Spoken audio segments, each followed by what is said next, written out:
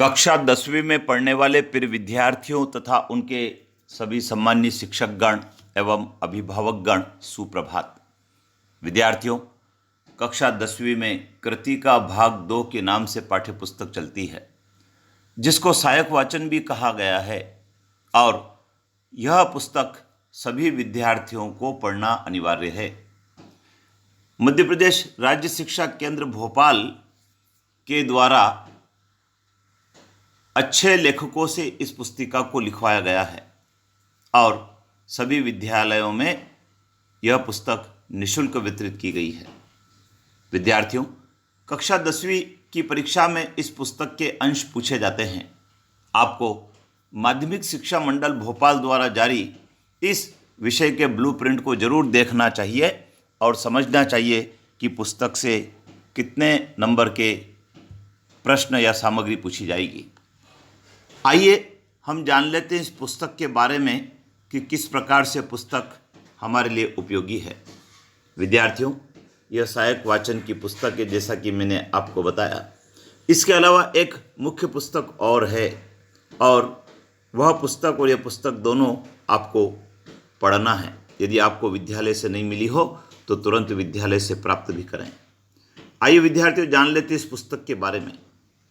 विद्यार्थियों, इस पुस्तक में कुल 3 रचनाएं दी गई है और जो लेखक है उनके परिचय दिए गए हैं। पुस्तक का सबसे पहला अध्याय है माता का अंचल।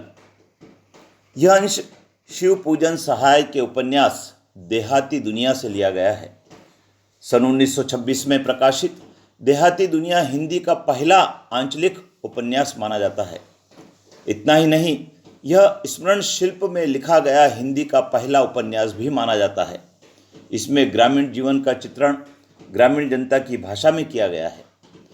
लेखक ने उपन्यास की भूमिका में यह संकेत दिया है कि ठेठ से ठेठ देहाती या अपढ़ गंवार निरक्षर हलवाए और मजदूर भी बड़ी आसानी से इसे समझ सके। आत्मकथात्मक शैली में रचे गए इस उपन्यास का कथाशिल्प अत्यंत मौलिक और प्रयोगधर्मी है। शिशु चरित्र भोलानाथ कथानक का दृष्टि बिंदु है।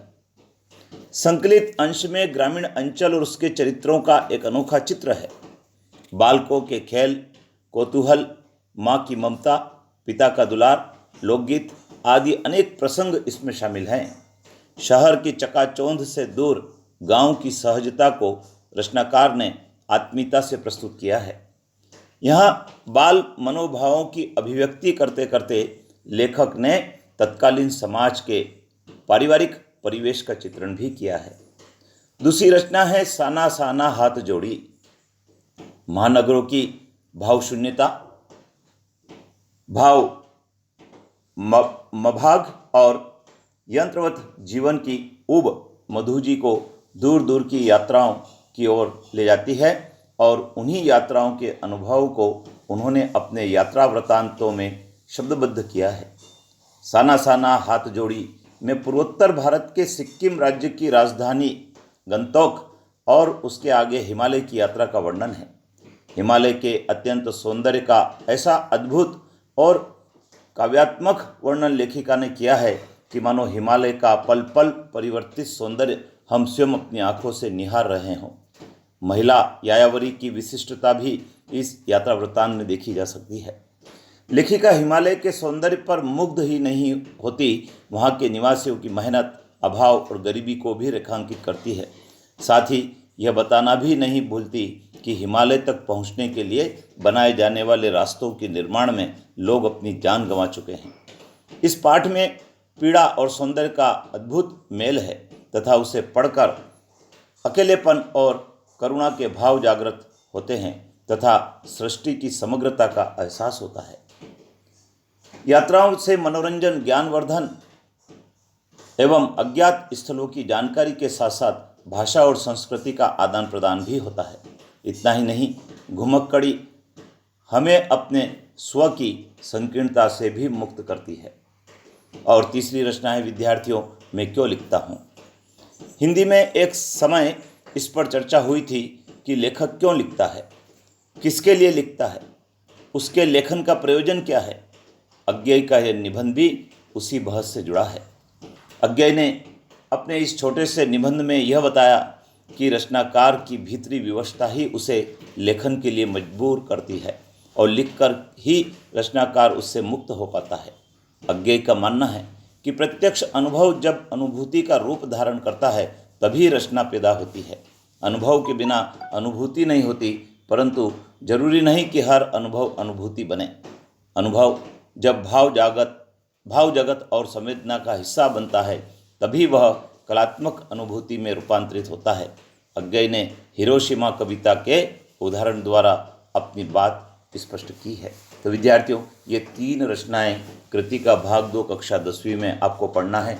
बहुत अच्छे लेखकों ने बहुत अच्छे ढंग से इसको लिखा है जिसको हमें आत्मसात करना है। विद्यार्थियों, ये देखिए, ये जो पुस्तक है इसके जो लेखक हैं उसमें शिव पूजन सहाय जिन्होंने माता का अंचल, मधु कांकरिया जिन्होंने साना साना हाथ जोड़ी और अज्ञेय मैं क्यों लिखता हूँ निबंध लिखा है। और पृष्ठ 29 से लगाकर 30 तक इसमें जो लेखक हैं उनके बारे में परिचय दिया गया है।